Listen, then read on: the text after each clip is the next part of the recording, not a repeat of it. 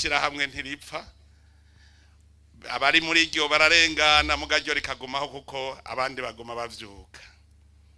Uyu munsi rero yubire yi seminari nigihe naco nyene cyo kwirimbura kugira ngo turabe ivyamwa seminari nkuru y'Iburasira yamye.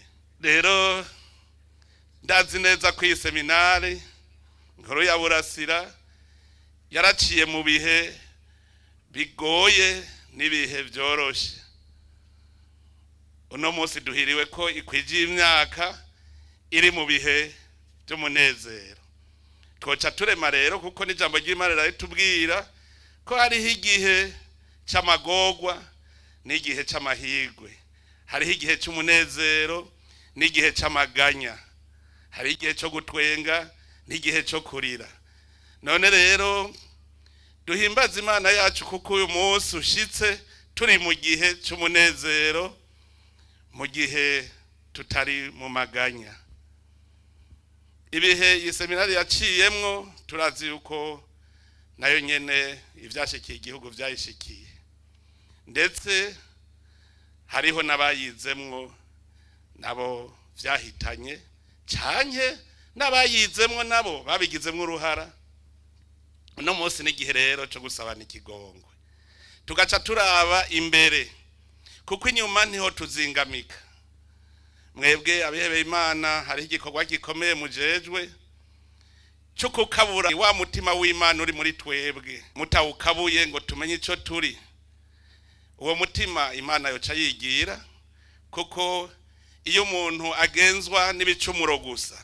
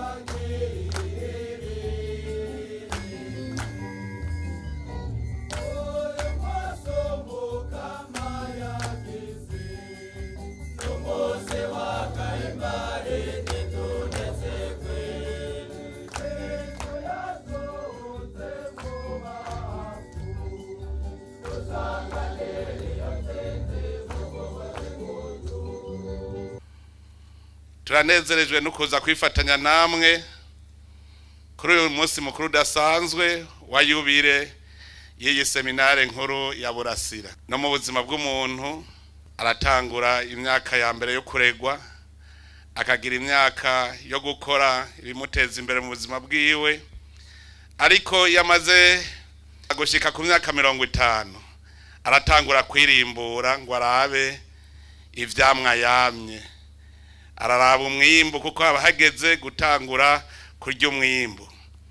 Iyo asanze imyaka 50 yaheze atacararonka, akeshi aja mu mwiheburo kuko akwije imyaka 60 hoho ntaco abagishobora gukora kindi gishasha. Nico gituma iyo kwije imyaka 75 urashimira Imana ihakugejeje, ukongera ugaca urimbura ingene ugiye kuba mu mwimbu wimbuye muri iyo myaka yose. Iyo usaza ataco wimbuye urihebura, mbere utangura kubona ko kwiye gushengera ibukama.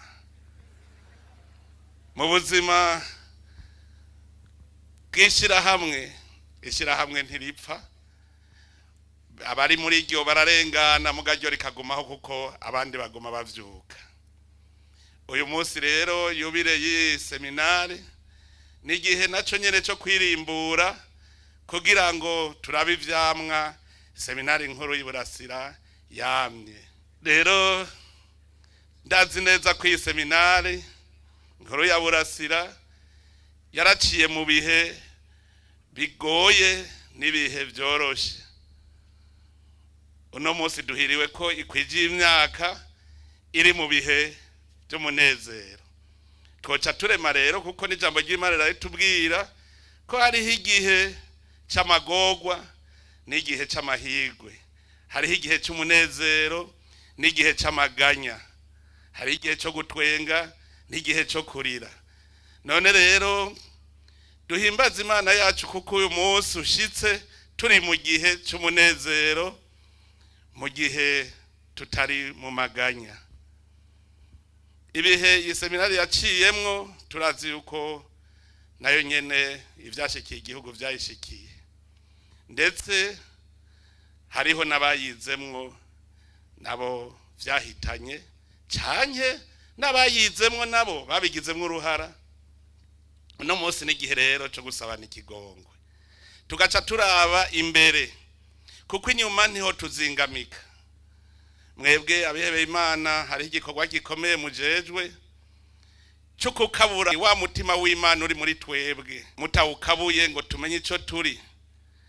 Uwo mutima Imana yoca yigira, kuko iyo umuntu agenzwa n'ibicumuro gusa, agenzwa no gukora inabi, umutima w'Imana ntushobora kumugumamwo, urigira agasigara ikibiribiri gusa, ni babandi tuvuga ngo yapfuye agenda. None rero mwebwe mujejwe gukabura imitima yacu, mutwigishe twese tumenye ico twaremewe, tumenye ico Imana idushakako. Naco narabonye nta kindi nuko twoshishikara irema ryamaho nk'uko igitabo ca mwene Siraki kibivuga. Tudashoboye guhindura iyi si, tubandanye irema ryamaho, naho nyene ntaco Imana izo yaraturemeye. Mwene iki gihe nico umuntu acaraba ati mbega kuva ndemwa ni igiki ndakora gituma gihindura iyi si. Asaza atacarakora agacavuga mpindure ejo. Nico gituma ngaha tuhazeye vyinshi, tuhazeye ababitahuye neza bakamenya umutima w'umuntu.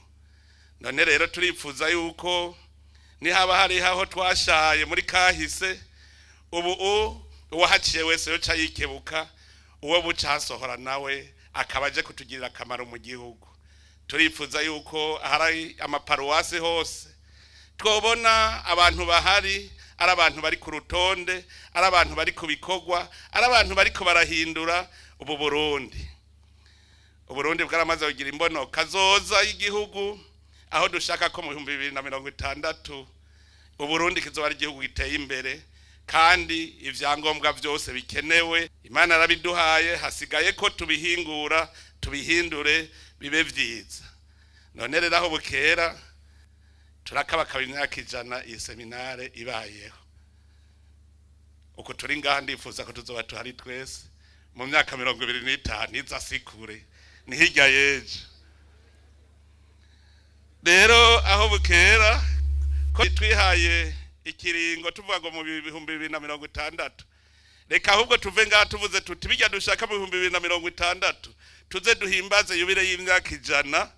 Twese turi ngaha tugira umunsi mukuru tuti twari twabivuze ko tuzoba turi mu gihugu giteye imbere.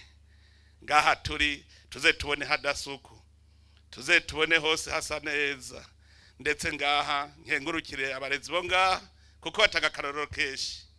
Ngaha murigisha ivy'umutima, mukigisha n'ibijanye n'ubuzima, mugatanga n'akarorero. Aha naje mparaza kuhigira. Aha hari ubworozi, niho tuza kwigira ingene borora kijambere. Hari uburimyi bwa kijambere, niho tuvyigira. Hari amahingurira hingura ivyarimwe. Turifuza rero ko umusaseredoti wese azoyaciye ngaha, paruwasi azoshikako, azoshika ahagira nk'iburasira, kuko niho hari akarorero, hari vyose, ntawovuga ngo ntaco yahigiye, kuko mwebwe mwiga mubibona.